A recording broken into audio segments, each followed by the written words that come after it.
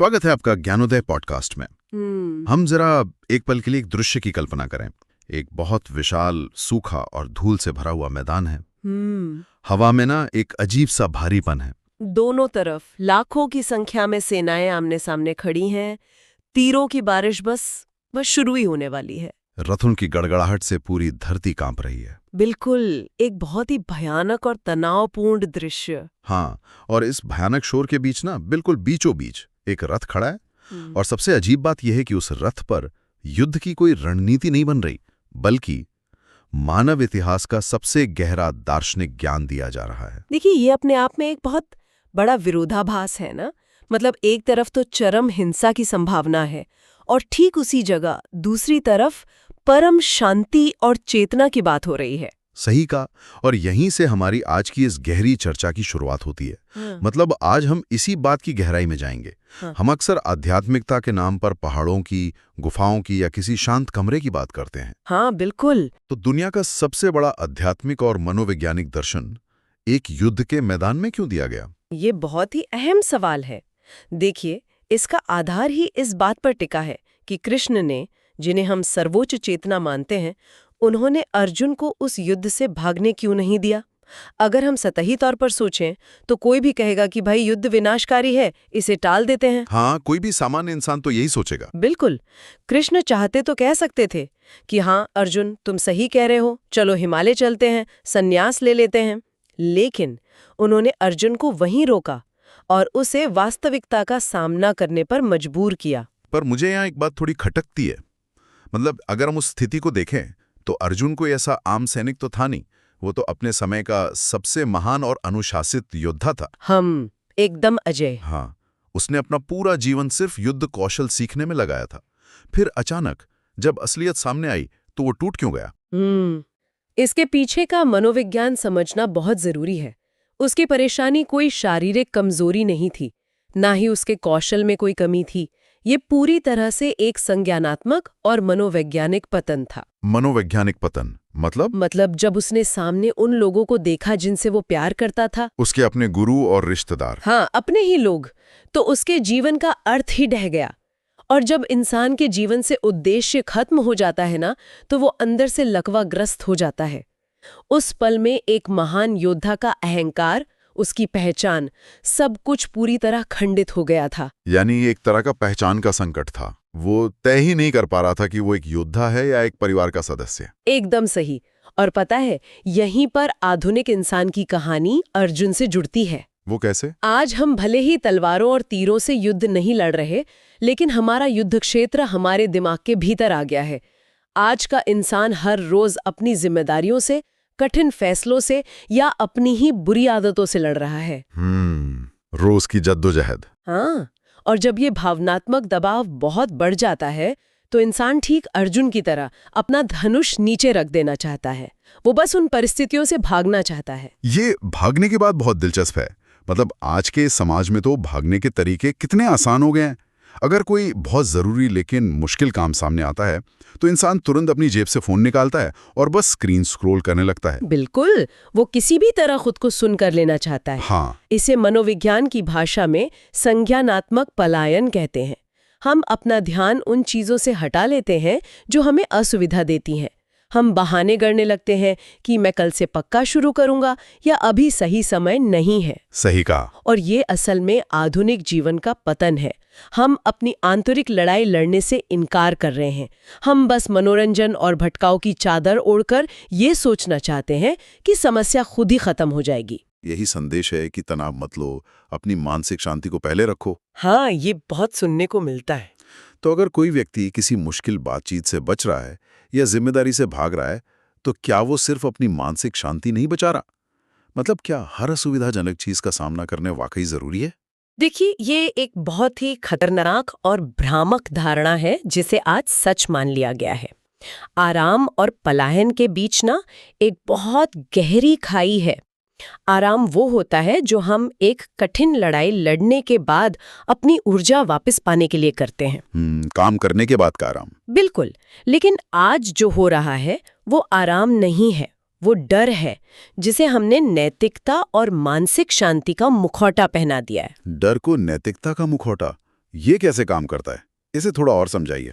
ये बिल्कुल ऐसा है जैसे अगर कोई व्यक्ति है और वो डर के कारण एक कठिन प्रश्न या कोई पाठशाला की बात नहीं कहना चाहता है, तो उसका तर्क है कि वो अपनी मानसिक शांति सुरक्षित करना चाहता है।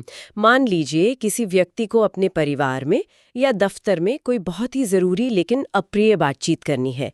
वो सोचता है कि मुझे विवाद पसंद नहीं है, मैं बहुत शांति प्रिय इंसान हूँ, इसलिए मैं इस बारे में बात ही नहीं करूंगा।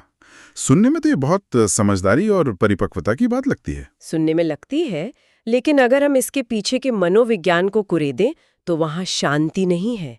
वहाँ उस मुश्किल स्थिति का सामना करने का बहुत गहरा डर छिपा है। डर को शांति का नाम दे दिया गया है और यहीं से चिंता का चक्र शुरू होता है। ये चिंता का चक्र क्या है? मतलब मस्तिष्क में ये कैसे काम करता है? असल में हमारा मस्तिष्क हमेशा ऊर्जा बचाने और खतरे से बचने के लिए डिजाइन किया गया है। जब हम किसी मुश्किल चीज से बचते हैं, जैसे उस बातचीत को टाल दिया, तो उस पल के लिए मस्तिष्क को बहुत राहत मिलती है।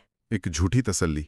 हाँ, मस्तिष्क को लगता है कि उसने एक बड़े खतरे से खुद को बचा लिया। ये राहत किसी नशे की तरह काम करती है, लेकिन सच्चाई तो ये है कि वो काम वहीं का वहीं है।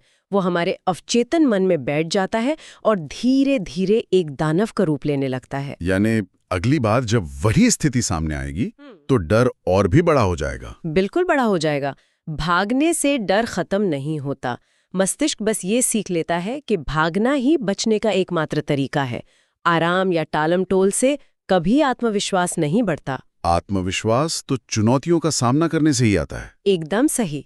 जीवन की मुश्किलों और असुविधा को झेलने से ही इंसान मजबूत बनता है। ये बात मुझे ये सोचने पर मजबूर करती है कि कुरुक्षेत्र का वो मैदान सिर्फ एक ऐतिहासिक जगह नहीं थी, वो असल में हमारे अपने दिमाग का एक जीता जागता प्रतीक है। हमारे अंदर हर दिन हर पल एक युद्ध चल रहा है। हाँ, और वो युद्ध किन चीजों के बीच है? एक तरफ हमारा अनुशासन है और दूसरी तरफ हमारी गहरी जड़ें जमा चुका आलस्य। एक तरफ हमारी जागरूकता है और दूसरी तरफ अंतहीन भटकाव। बिल्कुल, एक तरफ हमारी उच्च चेतना जो बड़े फैसले लेना चाहती है, और दूसरी तरफ हमारी छोटी छोटी इच्छाएं हैं जो हमें तुरंत संतुष्टि देकर पीछे खींचती हैं। पर यहाँ एक और सवाल उठता है, अगर ये लड़ाई हमेशा से इंसान के भीतर रही है, तो आज का इंसान मानसिक रूप से इतना कमजोर क्यों होता जा रहा है? पहले के मुकाबले आज हमारी सहन शक्ति इतनी कम क्यों हो गई है? इसका सबसे बड़ा कारण है हमारी इंद्रियों का लगातार उत्तेजित रहना। आधुनिक जीवन में सब कुछ बहुत तेजी से और बिना मेहनत के मिल जाता है। एक क्लिक पर जानकारी, एक क्लिक पर मनोरंजन। हाँ, इंतजार करने की तो आदत ही खत्म हो गई है। सब कुछ तुरंत चाहिए। और यही चीज हमारे दिमाग के काम करने के तरीके को बदल रही है।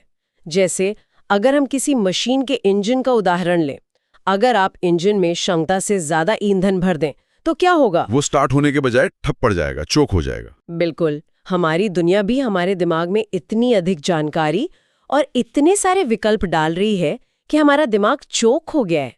जब असल जिंदगी की किसी कठिन समस्या को सुलझाने की बारी आती है तो हमारे पास ऊर्जा ही नहीं बचती। मतलब हम इस लगातार मिलने वाली उत्तेजना के आदी हो चुके हैं। हाँ, और बिना किसी चुनौती के हमारा फोकस और भावनात्मक लचीलापन पूरी तरह खत्म होता जा रहा है। ये इंजन के चोक होने वाला उदाहरण बहुत ही सटीक है, और शायद इसी लगातार चलने वाले शोर की वजह से आजकल लोगों को शांति से बैठने में भी डर लगने लगा है। अगर किसी को एक खाली कमरे में बिना फोन के बिठा दिया जाए तो वो घबराने लगता है। हम इस खालीपन या मौन से इतना क्यों डरते हैं? क्योंकि बाहर का शोर असल में हमारे अंदर के शोर को दबाने का काम कर रहा होता है।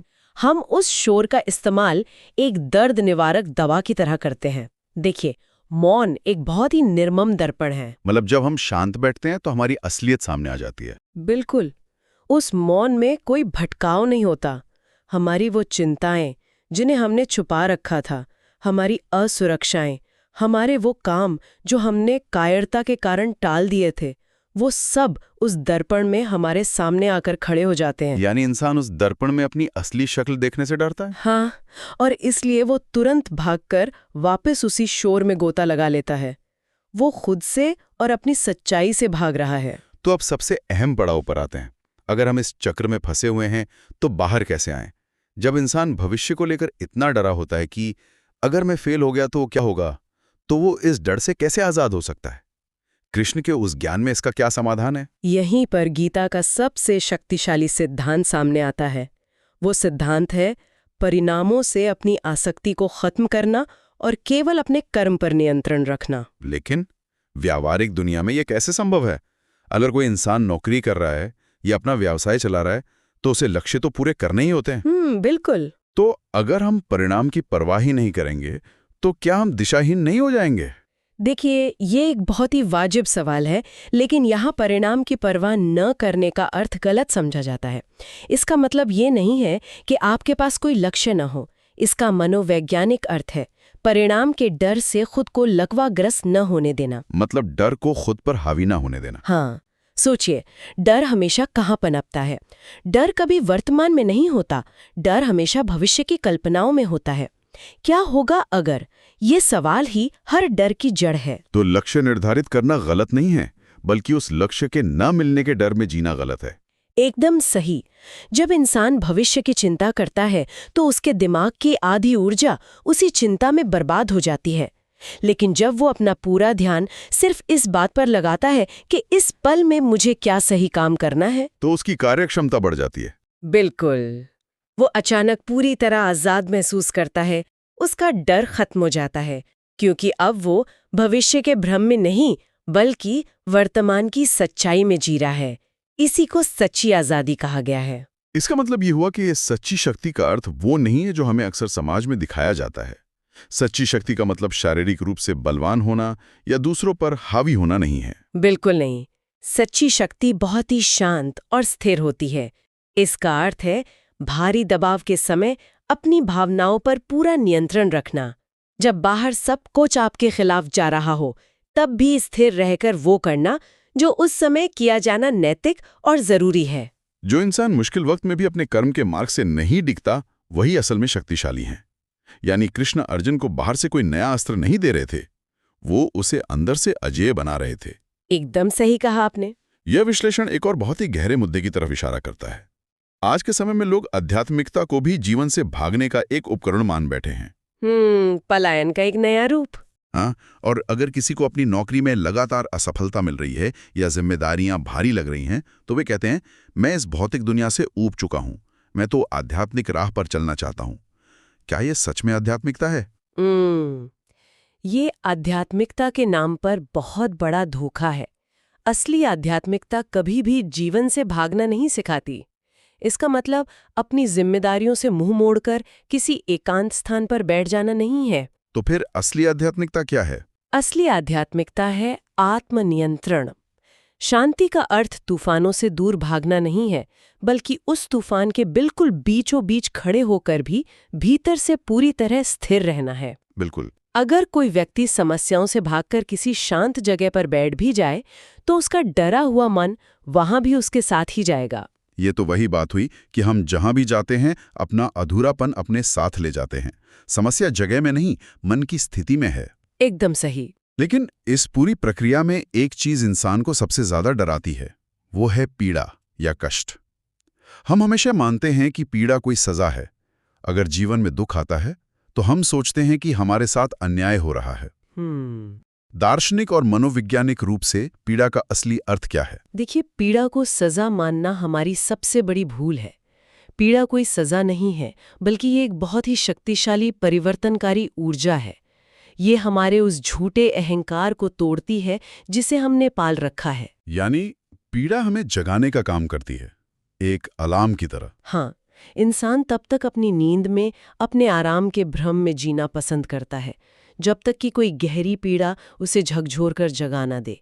ये हमें एहसास कराती है कि बाहरी चीजों पर हमारा कोई नियंत्रण नहीं है। सबसे खतरनाक युद्ध बाहर नहीं होता, बल्कि खुद के साथ होता है। जब हम खुद से सच बोलना छोड़ देते हैं। बिल्कुल। और जब हम खुद से सच बोलना छोड़ देते हैं तो हम अंदर ही अंदर कमजोर होने लगते हैं। हमारी सारी ऊर्जा उसी मुखौटे को बनाए रखने में खर्च हो जाती है। लेकिन अगर हम इसका दूसरा पहलू देखें, जब कोई इंसान आखिरकार भागना बंद कर देता है, जब वो मुड़कर अपने उस डर की आंखों में आंखें डालता है, तो वास्तव में क्या होता है? तब मनोविज्ञान और चेतना के स्तर पर एक बहुत ही अद्भुत घटना घटती है। जिस क्षण इंसान भागना बंद करता है और अपनी सच्चाई को स्वीकार कर लेता है, उसकी वो सारी ऊर्जा जो डरने और छिपने में बर्बाद हो रही थी, वो अचानक मुक्त हो जाती है। एक प्रचंड शक्ति के रूप में। हाँ, उसका खोया हुआ आत्मविश्वास जिसे वो बाहर ढूंढ रहा था, वो भीतर से जाग उठता है। अचानक एक अजीब सी स्पष्टता महसूस होती है, क्योंकि अब अंदर कोई द्वंद्व, कोई झूठ नहीं बचा है। इंसान भीतर से पूरी तरह शांत हो चुका होता है। ये सच में एक अविश्वसनीय और गहरी यात्रा रही है। हमने ये समझा कि ये ज्ञान सिर्फ किताबों तक सीमित नहीं है, ये हर दिन हमारी जिंदगी में घटित हो रहा है। बिल्कुल। हर इंसान के जीवन में कुरुक्षेत्र सजा हुआ है, जहां उसे अपने ही डरों के खिलाफ खड़ा होना पड़ता है। और सवाल कभी ये नहीं होता कि युद्ध है या नहीं, जीवन है तो चुनौतियां तो आएंगी। सबसे बड़ा सवाल ये कि क्या हम उसका सामना करेंगे या जिंदगी भर उससे छिपते रहेंगे। क्योंकि इतिहास गवाह है, भागने से कभी किसी समस्या का अंत नहीं हुआ, वो सिर्फ और भयानक हुई है। बिल्कुल। और इसलिए इस पूरी चर्चा को समेटते हुए मैं एक अंतिम विचार सामने रखना चाहूंगा, एक ऐसा विचार जो शायद हमारी बातचीत को एक नया ही आयाम दे दे। हम हमेशा सोचते हैं कि जिस दिन जीवन की सारी लड़ाइयां खत्म हो जाएंगी, उस दिन हमें परम शांति मिलेगी। लेकिन क्या हो अगर असली शांति लड़ाइयों के खत्म होने में है ही नहीं? सही बात है। क्या हो अगर असली शांति इस गहरे एहसास में छिपी हो कि अब बाहरी दुनिया का कोई भी तूफान हमारे भीतर की उस गहरी स्थिरता को नहीं हिला सकता। शांति जीवन से भागने में नहीं मिलती, शांति जीवन का सामना करने के लिए खुद को इतना मजबूत बनाने में मिलती है। बहुत ही शक्तिशाली और सच बात है। अगर आपको ये ज्ञानोदय पॉडकास्ट मीनिंगफुल लगा हो तो इसे लाइक, शेयर और सब्सक्राइब जरूर करें। कमेंट में बताइए अभी आपकी लाइफ का सबसे बड़ा बैटलफील्ड क्या है।